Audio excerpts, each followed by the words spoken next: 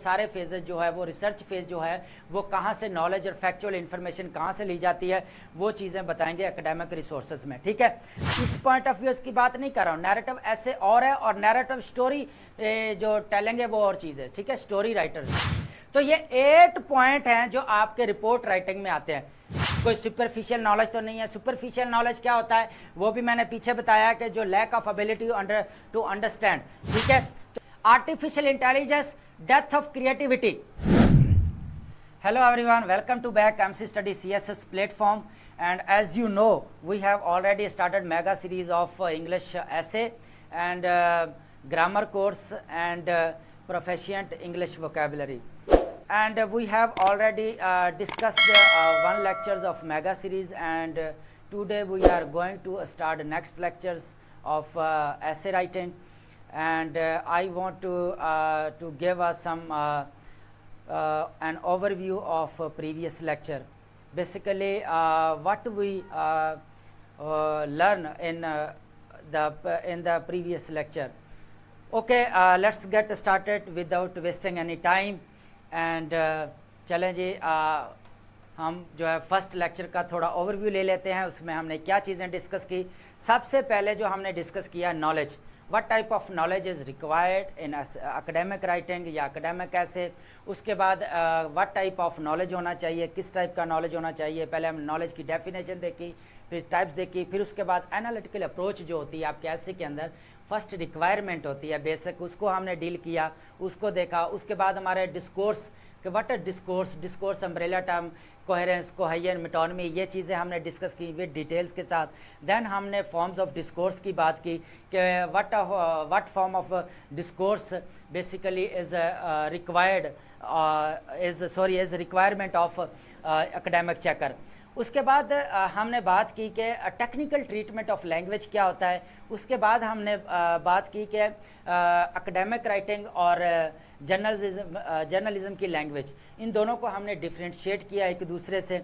और एस्पेरेंट्स हंस रहे हैं कि सर आपने से उसमें बहुत ज़्यादा जो है वो कर दी, लेकिन क्या करें, डिटेल्स देना ज़रूरी है और फैक्ट्स देना ज़रूरी हैं, और राइट डायरेक्शन सबसे बड़ी बात है वो देना ज़रूरी है जितने भी एस्पेरेंट्स हैं। ठीक है, आप तो सेकंड पे हैं, थर्ड पे हैं, लेकिन न्यू भी स्टूडेंट्स हैं तो उनको भी जो है वो चीज़ों का क्लैरिटी होना ज़रूरी है। ठीक है, तो एकेडमिक राइटिंग बेसिकली जो है वो रिक्वायरमेंट है, फर्स्ट रिक्वायरमेंट है एकेडमिक चेकर की। तो कभी भी जर्नलिज्म की लैंग्वेज जो है वो आपने यूज़ नहीं करनी। वहाँ पे आप ज़रूर पढ़ें, करंट अफेयर का मटेरियल कलेक्ट करें, चाहे आप इंग्लिश वोकेबलरी जो है वो आप कंपाइल कर सकते हैं, बट एकेडमिक राइटिंग में सिर्फ एकेडमिक रीडिंग जो आप करके आते हैं उसी की ज़रूरत होती है। ठीक है, चलें जी आज हम नेक्स्ट स्टार्ट करते हैं जी। हमने पहले तो हम जो है first of all I will try to give some overview on this outline and then we will discuss with details. ठीक है, चलें जी।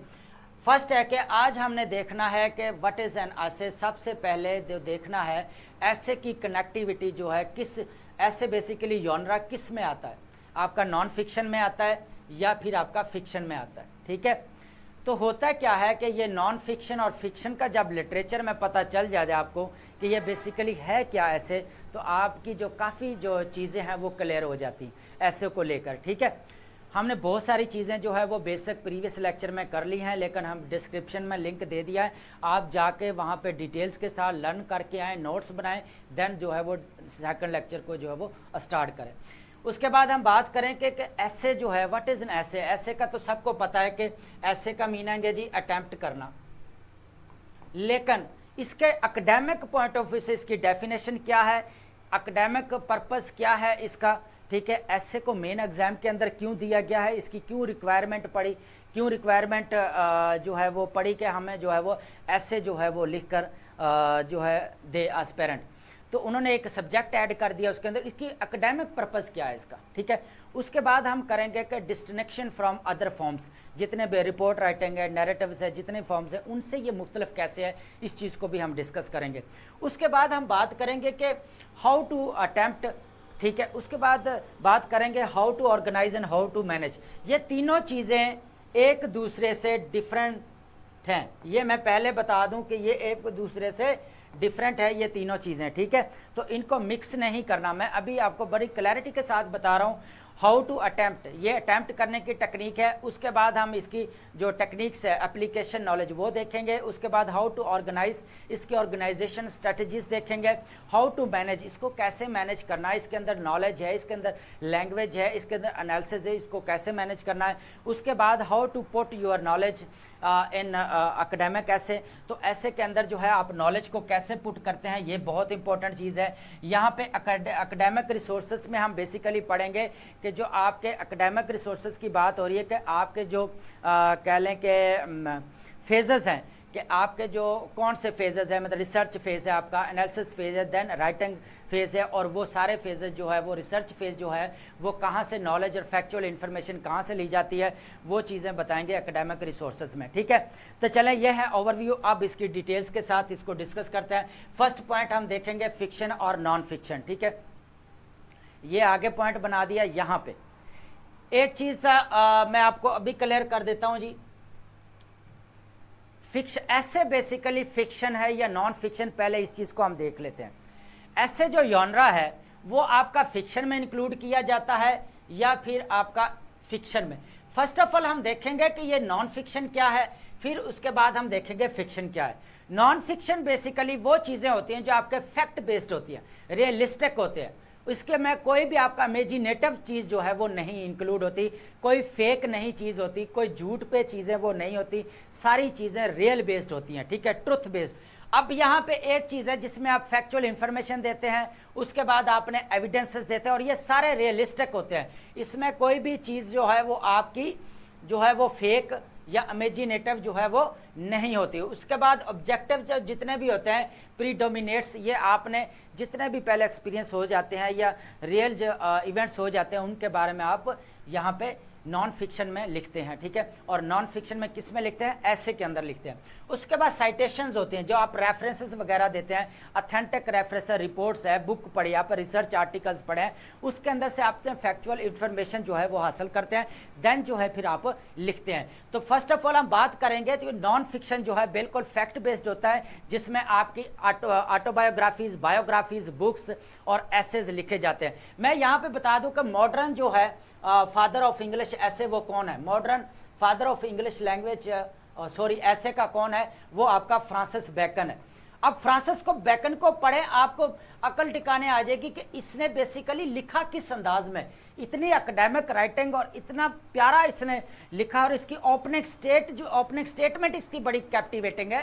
होता क्या है कि ओपनिंग स्टेटमेंट जो अफोरिस्टिक स्टाइल में, जो आप प्रूवर बोलते हैं ना, एक मीनिंग होता है। मैं आपको एग्जांपल दे देता हूँ इसके, ऑफ द ग्रेट प्लेस, वहां पे इसके एक लाइन है, by indignities man come to the dignities, ठीक है।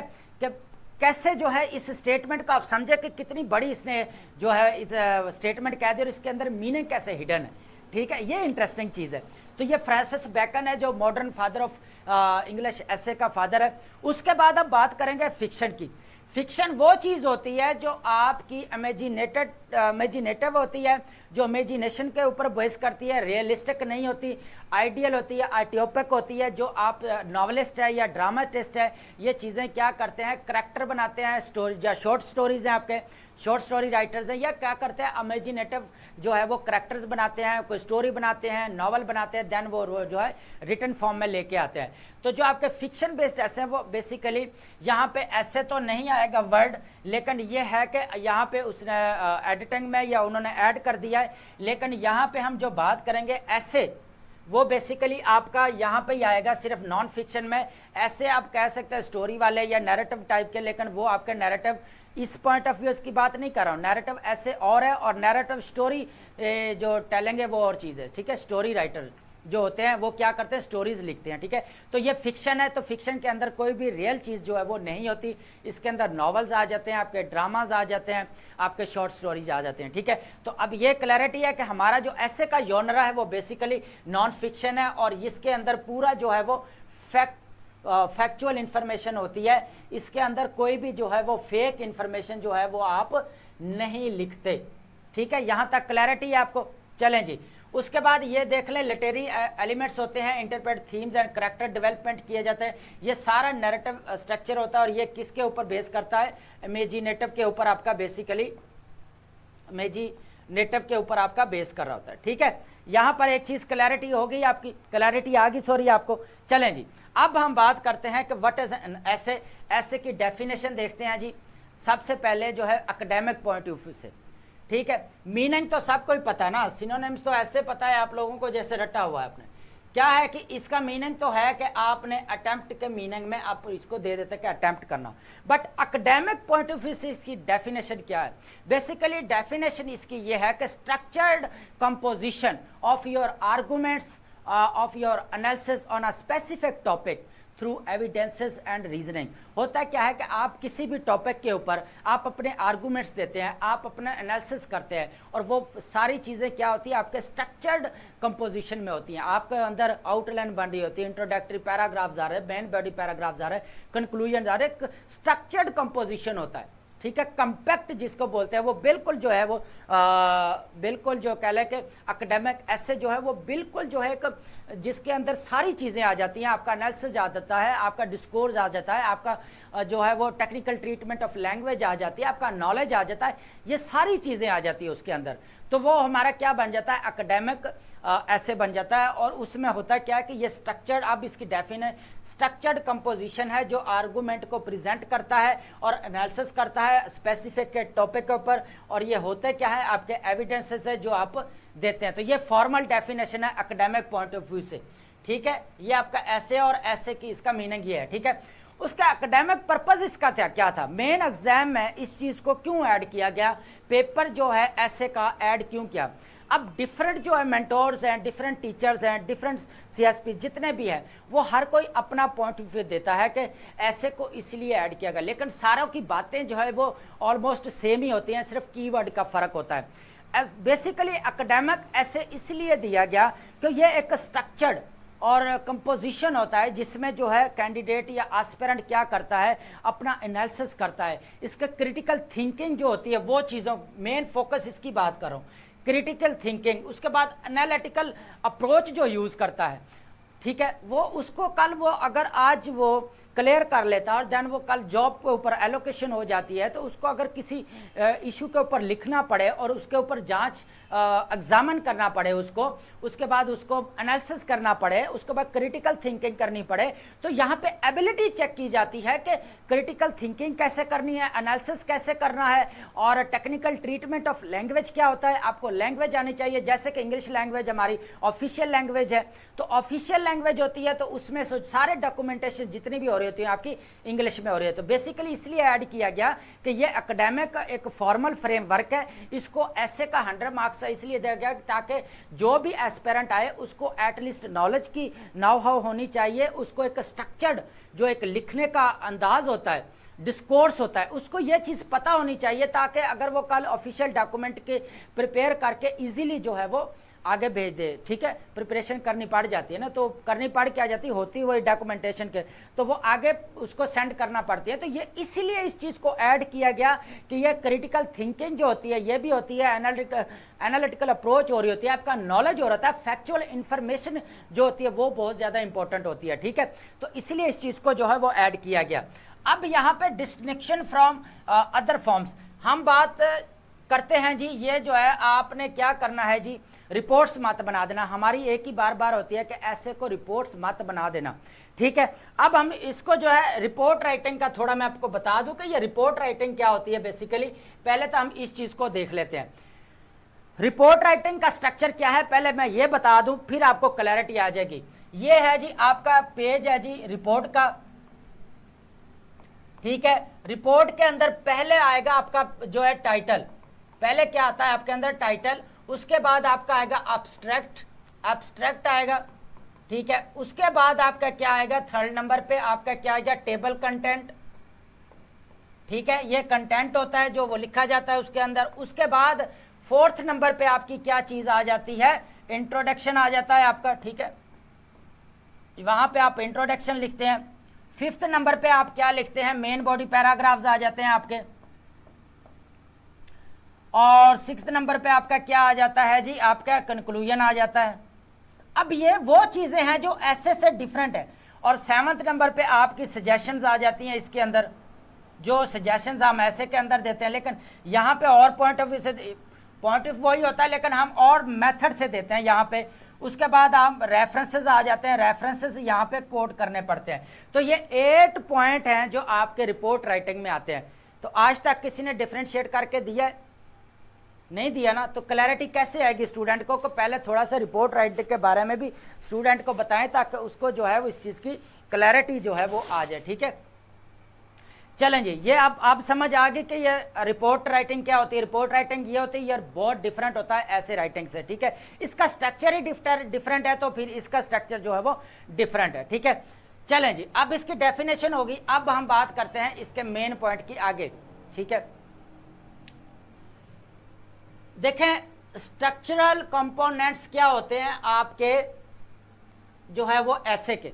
ठीक है, अब ये बात नहीं है, अब हर स्टूडेंट को तकरीबन पता है कि ऑलमोस्ट जो है ना जितने भी एस्पिरेंट हैं, लेकिन मैं फ्रेशर्स की बात कर रही हूँ, न्यू स्टूडेंट बात कर रहा हूँ, न्यू स्टूडेंट्स जितने भी वो बात कर रहा हूँ उनकी, कि बेसिकली जो सेकंड या फर्स्ट वाले जो दे लिए सेकंड अटेम्प्ट है या थर्ड अटेम्प्ट है, उनको तो पता है कि ऐसे के अंदर जी आपका आउटलाइन होती है, ऐसे के अंदर आपकी थीसिस स्टेटमेंट आएगी, इंट्रोडक्टरी पैराग्राफ आ जाता है, आपका मेन बॉडी पैराग्राफ्स आ जाते हैं, उसके बाद आपका क्या आ जाता है, कंक्लूजन आ जाता है। ये मेन कंपोनेंट्स होते हैं स्ट्रक्चरल।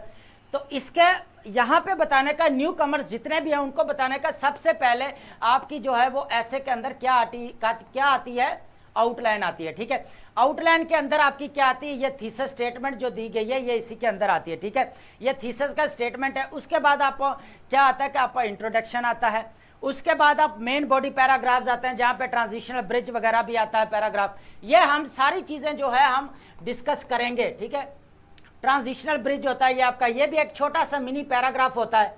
ठीक है, जो शिफ्टिंग करवा रहा था मैं मेन बॉडी पैराग्राफिंग के ऊपर। उसके बाद हम कंक्लूजन की बात करें कि इसका स्ट्रक्चर, इसका एक एक का हम जो है वो स्ट्रक्चर पढ़ेंगे कि बॉडी पैराग्राफ कैसे, पैराग्राफ राइटिंग कैसे होती है, टॉपिक्स एंड टेंस होता है आपका। ठीक है, उसके बाद आप पहले सबसे पहले क्या होता है, टॉपिक्स एंड टेंस आ जाएगा। फिर उसके बाद आपका सपोर्टिंग आर्गूमेंट होती है। ठीक है, सपोर्टिंग आर्गूमेंट आ जाता है। ठीक है, ये पॉइंट की बात कर रहा हूं मैं। उसके बाद रेफरेंस आ जाता है, रेफरेंस में आप जो है वो एग्जांपल कोट करते हैं। देन आपका कंक्लूजन आ जाता है और देन आप लिंक कर देते हैं, लिंक करते हैं आगे वाले नेक्स्ट जो आपका कह लें कि पैराग्राफ होता है उसके साथ जो है लिंक कर देते हैं। ठीक है, तो यहां तक क्लियर है कि आपका टॉपिक सेंटेंस आता है और ये सारी चीजें जो है उसमें आ जाती हैं। ठीक है, तो ये मैं थोड़ा सा इसको रिमूव कर दूं ताकि समझने में आपको सबको ईजी हो जाए। ठीक है, चलें जी, यहां तक क्लैरिटी होगी आपके। कंक्लूजन के में आ गया, कंक्लूजन का भी स्ट्रक्चर हमने पूरा पढ़ना है। तो कंपोनेंट्स क्या हैं आपके ऐसे के, सबसे पहले आउटलाइन आएगी, आउटलाइन के अंदर आपकी क्या चीज़ आएगी, थीसिस स्टेटमेंट आएगी, आपका स्टांस आएगा, आपकी पोजीशन आएगी कि आपने क्या अपने पोजीशन लिया है या क्या स्टांस है आपका। उसके बाद आपके आउटलाइन बन जानी है पूरी। उसके बाद आप इंट्रोडक्टरी पैराग्राफ आ जाना। उसके बाद ट्रांजिशनल ब्रिज आता है, जो पैराग्राफ होता है मिनी पैराग्राफ होता है, जो हमें शिफ्टिंग करवा रहा होता है कहाँ पे, मेन बॉडी पैराग्राफ्स पे। फिर मेन बॉडी पैराग्राफ्स आ जाते हैं। फिर हम बात करते हैं हमारे कंक्लूजन की, फिर कंक्लूजन का पैराग्राफ। तो ये स्ट्रक्चर जो है कंपोनेंट्स है किसके, ऐसे के। ठीक है, आगे जी हम बात करते हैं, मैंने कहा था हाउ टू ऑर्गेनाइज। ठीक है, how to attempt and how to organise. Attempt कैसे करना है, तो अटेम्प्ट में आपको पता ही है, सबसे पहले आपने जितने भी टॉपिक है उनको डील करना है, उनका स्ट्रक्चर देखना है, उनका फॉर्म ऑफ डिस्कोर्स देखना है, फिर उसको जो है ब्रेक डाउन करना, एनालिटिकल अप्रोच के साथ जो है उसको अटेम्प्ट करना है आपने। एनालिटिकल अप्रोच में हमने क्या किया था, पहले टॉपिक को अंडरस्टैंड करना है, उसके बाद आपने टॉपिक को क्या करना है, ब्रेक डाउन करना है, इंटरप्रेट करना है, एवेल्युएट करना है, देन उसकी डिसीजन मेकिंग करनी है। फिर ऑर्गेनाइजेशन की हम बात कर लेते हैं। ऑर्गेनाइजेशन में क्या चीज़ें आ जाती हैं आपकी, सॉरी बोर्ड में कन्वर्ट कर लेते हैं, यहाँ पे पेन। सबसे पहले ऑर्गेनाइजेशन जो है, हाउ टू ऑर्गेनाइज, कैसे करना, आपको पता है कि कैसे ऑर्गेनाइज करना, अभी हमने पीछे बात की है। सबसे पहले जब आपकी आउटलाइनिंग हो रही होती है, आउटलाइन के अंदर आप क्या करते हैं कि मिनी पॉइंट्स जो होते हैं आप वो ऐड करते हैं जो बेसिक से, लेकिन उनकी डिटेल्स आप नहीं देते। आउटलाइंस के अंदर आप फ्रेजिंग कर रहे हैं, चाहे आपकी फ्रेज में हो चाहे आपकी सेंटेंसेस में हो। ठीक है, तो इसमें आप क्या कर रहे होते हैं, आपने सिर्फ पॉइंट्स बता रहे होते हैं कि बेसिकली हमने इन चीज़ को आगे जाके डिटेल्स के साथ जो है डिस्कस करना है। तो ये आपका स्ट्रक्चर है, स्ट्रक्चर के अंदर आउटलाइन आएगी, आउटलाइन के अंदर आपके मेन पॉइंट्स होते हैं, मेन हेडर आएंगे 4, 5, 5, 2, 6, 7 जितने भी आप बनाते हैं अकॉर्डिंग टू टॉपिक जो आपकी स्टेटमेंट होती है उसकी बात कर रहा हूँ मैं, उसके अकॉर्डिंग अगर जो आप बनाते हैं फिर आउटलाइन बनेगी, जितने भी मेन हेडर्स बनते हैं, जितने सब हेडिंग्स बनती हैं वो उसके ऊपर टॉपिक जो होता है वो खुद ही डिसाइड करके बता देता है कि मुझे कितने पैराग्राफ की ज़रूरत है। उसके बाद हमारे पैराग्राफ जो स्ट्रक्चर की बात की गई है, पैराग्राफ का स्ट्रक्चर अभी हमने पीछे देखा कि पैराग्राफ का स्ट्रक्चर सबसे पहला आपका टॉपिक सेंटेंस आता है, फिर टॉपिक सेंटेंस के बाद आपका सपोर्टिंग आर्गूमेंट आता है, देन आपका रेफरेंस आता है, रेफरेंस क्या होता है, एग्जाम्पल आती है, आप कोट करते हैं, फोर्थ नंबर पे आपका कंक्लूजन आता है, और फिफ्थ नंबर पे आप क्या करते हैं, लिंकिंग टू नेक्स्ट पैराग्राफ, फिर क्या करते हैं, नीचे वाले को लिंक कर देते हैं आप आगे जो है पैराग्राफ। इससे क्या होता है कि आपकी जो कनेक्टिविटी है पैराग्राफ के अंदर वो मेंटेन रहती है, ठीक है। उसके बाद रिवीजन करते हैं, आपने क्या करना है कि स्ट्रैटेजी ये सारी पैराग्राफिंग करने के बाद फिर आप क्या करते हैं, इस चीज़ को रिवीजन करते हैं कि मेरा कहीं पे स्ट्रक्चर जो है वो फ्रेजाइल तो नहीं है, कहीं कि मैं इसको दोबारा इंप्रूवमेंट कर सकता हूं, तो इस हवाले से जो है वो बात कर रहा है रिवीजन के, ठीक है। आर्गूमेंट जितने भी है, आपकी कोहेरेंस है, कोहेरेंस का हमने पीछे जो डिटेल में देख लिया कि coherence basically logical pattern of your thoughts, your ideas and your argumentations in essay. चलें जी, उसके बाद ये सारी चीज़ें जो है आप रिफाइन करते हैं, लैंग्वेज की, साइटेशंस की, जितने भी आप रेफरेंस देते हैं क्या ये फेक हैं या फैक्चुअल इन्फॉर्मेशन ठीक है, कोई सुपरफिशियल नॉलेज तो नहीं है। सुपरफिशियल नॉलेज क्या होता है वो भी मैंने पीछे बताया कि जो lack of ability to understand, ठीक है। तो ये होता है ऑर्गेनाइजेशन, हाउ टू ऑर्गेनाइज। तो ये वो चीज़ है, ये ऑर्गेनाइज मैंने पीछे जो है वो आपको एक चीज़ बताई थी जब पेपर डिस्कस किया था कि ऑर्गेनाइजेशन, रेलिवेंसी और क्लैरिटी ये बहुत ज़्यादा इंपॉर्टेंट पॉइंट्स हैं, ठीक है। अब हम बात करते हैं नेविगेटिंग, सॉरी ये हमारा हो गया पॉइंट, नॉलेज की एप्लीकेशन की जो है वो मैनेजमेंट भी कह सकते हैं इसको चीज़ों को, ठीक है। लेकिन यहाँ पे हम बेसिकली बात करें एप्लीकेशन की। मैनेजमेंट इस तरह होती है कि जितने भी आप मैनेजमेंट का थोड़ा बता दूँ यहाँ पे, हाउ टू मैनेज का मैं बता दूं कि बेसिकली ये क्या होता है, फिर पॉइंट्स ये स्किप हो जाएगा, ये कमेंट्स आ रहा है, ठीक है, मैंने पढ़ लिया, वही बता रहा हूँ। मैनेज कैसे करना है, ऐसे को मैनेज कैसे किया जाता है, बेसिकली इसके ऐसे हम अगर टाइमिंग पॉइंट ऑफ व्यू से देखें तो मैनेज कैसे करना है कि आपने टाइम मैनेजमेंट कैसे करनी है, अपने आर्गूमेंट्स को कैसे मैनेज करना है, एनालिसिस को जो है उसको कैसे मैनेज करना है, बिल्कुल जो लॉजिकल पैटर्न होता है उसको कैसे मैनेज करना है, ये सारी चीज़ें जो है आपकी डिस्कस होती हैं, ठीक है। उसके अंदर टाइम मैनेजमेंट की देखें तो आप आउटलाइन अगर बड़ी बना रहे हैं, 20 पैराग्राफ्स बना रहे हैं या 20 से अबव बना रहे हैं तो आपको 45 मिनट्स, 50 मिनट्स या 55 मिनट्स भी लग जाते हैं। अगर आपके ब्रेनस्टॉर्मिंग बहुत ज़्यादा फास्ट है तो देन आप जो है 1 घंटा 10 मिनट में जो आप इंट्रोडक्शन के साथ कंप्लीट कर लेते हैं। अगर आपकी ब्रेनस्टॉर्मिंग जो है वो फास्ट है और आपके जो है वो राइटिंग भी जो स्पीड भी जो है वो ज़्यादा है, ब्रेनस्टॉर्मिंग ऑब्वियसली बात है, अगर ब्रेनस्टॉर्मिंग फास्ट है तो आपकी जो है वो जो राइटिंग स्पीड है वो भी बहुत ज़्यादा होगी, क्योंकि आपका जो पेन चल रहा होता है वो आपके जो है दिमाग के अकॉर्डिंग चल रहा है। जितना ज़्यादा जो है वो दिमाग फास्ट चलेगा, आपका ब्रेन ज़्यादा वर्क करेगा, फास्ट वर्क करेगा, तो पेन भी जो है उस हिसाब से ज़्यादा वर्क करेगा और आगे लिखेगा, ठीक है। उसके बाद है जी हम फर्स्ट देख लेते हैं जी, हाउ टू मैनेज हो गया, क्लियर है कि कैसे चीज़ों को मैनेज करना है, अपने आइडियाज़ को, अपने थॉट्स को, अपने एनालिसिस को, अपने डिस्कोर्स को, टेक्निकल ट्रीटमेंट ऑफ लैंग्वेज को कैसे मैनेज करना, तो ये सारी चीज़ें आ जाएं, ठीक है। अब इसको करते हैं जी, सॉरी इसको करते हैं रिमूव, क्योंकि ये फिर जो है ना मिक्स हो जाना है, ठीक है। चलें जी, हो गया जी ये रिमूव। अब सबसे अब देखते हैं जी नॉलेज की एप्लीकेशन कैसे करनी है। ये जो चीज़ बहुत ज़्यादा इंपॉर्टेंट है कि नॉलेज की एप्लीकेशन टेक्निक्स क्या हैं। सबसे पहले हम जो चीज़ देखें थे वो हमारा फेज क्या होता है, एक रिसर्च फेज होता है, दूसरा हमारा एनालिसिस फेज होता है, थर्ड नंबर पे हमारे राइटिंग फेज होता है। होता क्या है, स्टूडेंट करते क्या है कि थोड़ा सा पढ़ा, थोड़ा सा पढ़ने के बाद उसने क्या किया, आगे ऐसे राइटिंग स्टार्ट कर दी। अब ऐसे राइटिंग स्टार्ट कर दी तो अब आइडियाज खत्म हो गए। जब मैं एक बात कह दूं, no idea no English, no idea no English, एक बात अपने पल्ले बांध ले कि नो आइडिया नो इंग्लिश।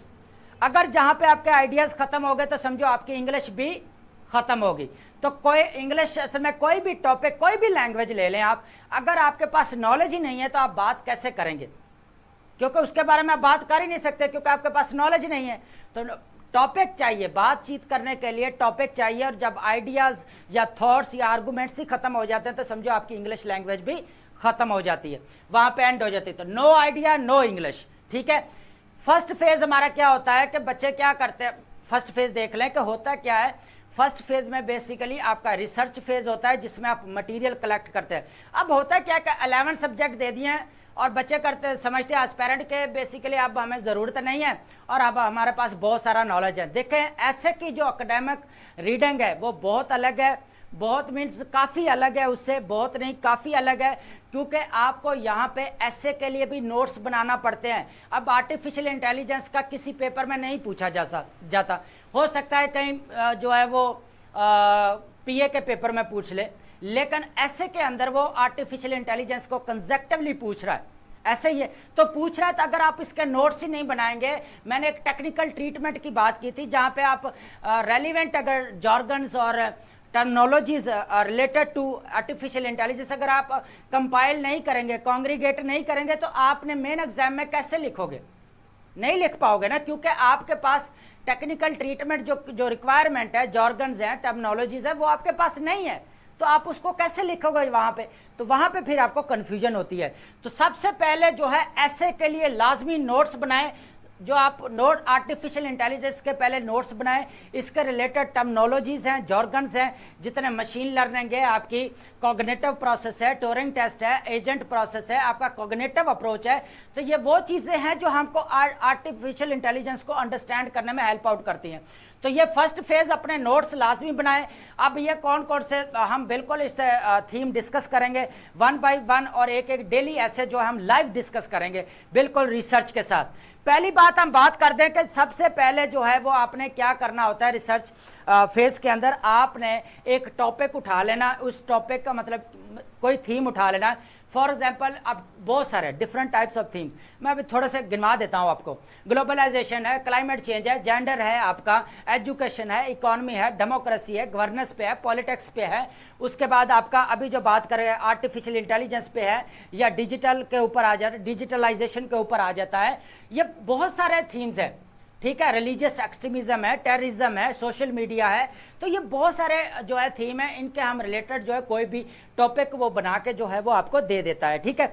अब होता क्या कि आपने क्या करना है, अगर सोशल मीडिया की बात कर ले तो सोशल मीडिया ने आपको सबसे ज़्यादा जो है वो चीज़ें पहले इसके बारे में जितनी भी हैं वो रिसर्च करनी है, रिपोर्ट्स पहले पढ़नी है, इसकी रैंकिंग पढ़नी है, इसका यूसेज देखना है पूरी दुनिया के अंदर क्या है, इसकी एप्लीकेशंस कौन कौन सी हैं यूज़ हो रही हैं सोशल मीडिया के अंदर, ठीक है। ये सारी चीज़ें आप कलेक्ट करेंगे। कलेक्ट करने के बाद आपने एक पेज के ऊपर लिखना है। उसके बाद आप इसके ये भी देखें इसके मेरिट्स डीमेरिट्स क्या है, ठीक है। उसके बाद मेरिट्स या डीमेरिट्स एक ही बात है इसकी, वो होता क्या है कि आप डिसएडवांटेज एडवांटेज भी कह सकते हैं इसके, ठीक है। नेगेटिव पॉजिटिव इम्पैक्ट्स भी इसके आपने बताना होता है, ठीक है। ये इस तरह जो है ना, इसने जो आपने सोशल मीडिया का या आर्टिफिशियल इंटेलिजेंस वट एवर जो भी आपका जो टॉपिक है या सॉरी थीम है, उसके रिलेटेड आपने नोट्स बनाने हैं। और नोट्स आपके जो है एटलीस्ट जो है ना कितने होने चाहिए, 10 to 15 पेजेस पे होने चाहिए, ठीक है, डिटेल्स के साथ विद नेगेटिव पॉजिटिव इम्पैक्ट से लेके कॉज इफेक्ट से लेके उसके जितने भी मेरिट्स डीमेरिट्स, उसके हिस्टोरिकल बैकग्राउंड से लेके जितने भी चीज़ें हैं वो सारी चीज़ें जो है आपने डिस्कस करनी है, वो सॉरी लिखनी है। वो करने के बाद आपका आ जाता है एनालिसिस फेज। होता क्या है कि आप मटेरियल कलेक्ट करने के बाद फौरन क्या करते हैं, आप क्या करते हैं ऐसे राइटिंग की तरफ चले जाते हैं, राइटिंग फेज पे, जो कि मेन चीज़ है उसको आप स्किप कर देते हैं। होता क्या है कि मैंने पीछे भी पढ़ाया प्रीवियस लेक्चर में कि एनालिटिकल अप्रोच क्या होती है, कि सबसे पहले एनालिटिकल अप्रोच का स्टेप्स क्या है। फर्स्ट स्टेप क्या है आपका, टू अंडरस्टैंड, सेकंड क्या है टू ब्रेक डाउन, आप कंपोनेंट में ऐसे को ब्रेक डाउन करते हैं, उसके बाद आपने इंटरप्रेट करते हैं जितने भी कंपोनेंट्स होते हैं। इंटरप्रेट करने के बाद आप अवेलुएट करते हैं जितने भी पॉइंट्स होते हैं, जितने इंटरप्रिटेशंस आपने की है वो सब की, उसके बाद आप डिसीजन मेकिंग करते हैं। देन जाके आपका जो है वो आपका एनालिसिस बिल्ड होता है और कॉन्फिडेंस लेवल भी आपका बूस्टअप होता है। अब होता क्या है कि लोग इस चीज को मिस कर देते हैं, या तो समटाइम ये दोनों मिस कर देते हैं। मैंने एस्पिरेंट के जब पेपर चेक कर रहा होता हूं, कई बार पेपर में मैंने देखा कि वो करते क्या है कि थोड़ा सा पढ़ा सोशल मीडिया के बारे में, अच्छा नेगेटिव पॉजिटिव पैड अब तो मैं लिख लूंगा। होता क्या है कि वहां पे जाके जब आपको सोचना पड़ता है तो फिर टाइम कंज्यूमिंग होती है। होता क्या है कि अगर आपके नोट्स बने होते हैं, चीज़ें थोड़ा याद होते हैं, मेमोराइजेशन की होती है चीज़ों की, तो वहाँ पे आपकी जो ब्रेन स्टॉर्मिंग है वो भी फास्ट हो रही होती है और आपको चीज़ें भी याद होती है और आपका पेन जो है वो स्मूथली और फास्ट चलना शुरू कर देता है। अगर आप सोच के लिखेंगे तो आपका टाइम निकल जाएगा, फिर ऐसे कंप्लीट कैसे करेंगे। तो बेसिकली इसलिए बोलते हैं कि ये नोट्स बना लें, उनको रिवाइज करें, ताकि बार बार जब आपके ब्रेन की चीज़ें रिकॉल होंगी, दोबारा आप प्रैक्टिस करेंगे, रिवाइज करेंगे, तो आप मेन एग्जाम में बैठे हुए अगर कुछ चीज़ें अगर 2-4 ब्लर हो भी जाती हैं, लेकिन बाकी आप जो है वो इजीली टैकल कर लेते हैं। अब जरूरी नहीं है कि हर जो एस्पिरेंट है वो ऐसे मेन एग्जाम में बैठ के कंफ्यूजन नहीं होता, उसको पजलनेस जो है वो नहीं होती, ऐसा कुछ भी नहीं, सारे पजल्ड होते हैं उधर बैठ के। लेकिन होता क्या है कि वहां पे उसी को काम आता है जो बंदा रिसर्च करके जाता है, फिर उसका एनालिसिस फेज होता है, वो एनालिसिस करता है सारी चीज़ों का, बैठ के देखता है कि यार ये जो मैंने मटीरियल कलेक्ट किया है इसका कंपैरिजन करता है, मेरिट्स डीमेरिट्स को दोबारा चेक करता है, एवेल्युएट करता है, सारी चीजें देखने के बाद फिर कहता है अब मुझे कोई topic they they, artificial intelligence death of creativity, previous जो है आपके सीएसएस पेपर में आ चुका है, ठीक है। तो अगर वो दे देता है तो फिर वो इजीली जो है वो उस चीज को टैकल कर लेता है, फिर वो जो है एनालिसिस तो उसका बिल्ड हो जाता है। ये है आपका एप्लीकेशन, नॉलेज एप्लीकेशन टेक्निक इस तरह होती है। ये जो पहले आप देखते हैं ना कि थोड़ा सा पढ़ा और लिखना स्टार्ट कर दिया या ब्लाइंड होकर लिखना, ये आपके लिए बहुत ज़्यादा लॉस है, ये टाइम टेकिंग चीज़ है, ठीक है। इस चीज़ को अवॉइड करें। चलें जी, ये क्लियर है ऑनलाइन स्टूडेंट्स, आपको क्लियर है? चलें ठीक हो गया, नोट्स बनाते जाएं, ठीक है, ताकि मैं पेपर फिर एवेल्युएशन कर रहा था, फिर मैं मार्क करके देता हूँ, फिर आप जाके जो है ना इजीली देख लेते, फिर बोलते हैं सर यहाँ पे जो है ना मैं समझ में नहीं है, ठीक है, तो फिर आप दोबारा जाके चीज़ को समझ सकते हैं। अब हम रिसोर्सेज की बात करते हैं, ठीक है, रिसोर्सेज की बात करते हैं हम। उसके बाद ये पीयर का होता है, ये पीयर बेसिकली जो होता है आपका ये पॉइंट होता है, एविडेंस होता है, आपका एग्जांपल्स वगैरह होती हैं, ठीक है, उसको बोला जाता है रिव्यू। जर्नल्स, जितने आप जर्नल्स ये नहीं कि उठा के अखबार वाले या न्यूज़पेपर वाले पढ़ने शुरू कर दें, आपने जर्नल वो पढ़ने हैं जो रिसर्च, जैसे इपरी वाले हमारे इस्लामाबाद स्टडी जो स्ट्रेटेजिक स्टडीज़ वाले जर्नल होते हैं, इस तरह के जर्नल जो रिसर्च बेस्ड होते हैं और रियलिस्टिक भी होता है, और इनका एकेडमिक राइटिंग भी जो स्टाइल है वो भी हमारा पाकिस्तानी है, तो वो भी आपको राइटिंग स्टाइल भी जो है वो इजीली समझ आ जाता है, ठीक है। तो आपने क्या करना है कि पहले सबसे पहले जो है जर्नल्स जितने भी होते हैं उन चीज़ों वहाँ से मटेरियल कलेक्ट करना है जितने भी हैं। उसके बाद एकेडमिक बुक्स हैं, थियोरेटिकल फ्रेमवर्क जितना भी होता है आपने डेप्थ में जाके थोड़ा सा रीड कर लें।